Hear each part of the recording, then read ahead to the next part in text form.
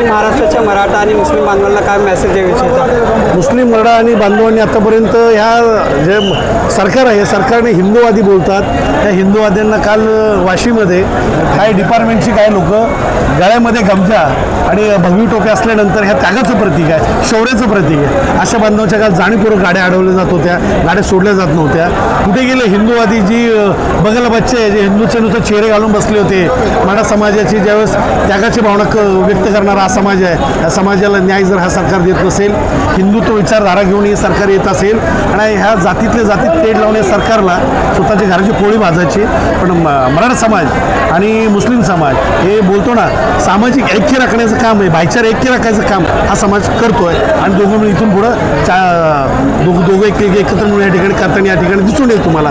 काही माजी आमदार असतील, काही मुंबई अध्यक्ष असतील, मुस्लिम समाजाचे बरेच पदाधिकारी या ठिकाणी भेटलेले आहेत. काही जेवण या ठिकाणी मतीन भाई आहेत, या ठिकाणी जेवणाचं म्हणा, पाण्याचं म्हणा, पायखाळ्यातली बरीचशी अशी टीम आहे. मी सगळ्यांची नावे घेऊ शकत नाही, क्षमा असावी, पण ह्या लोकांनी आम्हाला खूप चांगलं समाजाला सहकार्य केलेलं आहे. इथून पुढं करतील त्याबद्दल आम्ही मराठा समाज म्हणून ऋणी आहे आणि इथून पुढं असंच आपलं ऐक्याचं भाईचाऱ्याचं असंच एकांचं रिलेशन आपलं एकत्र राहील.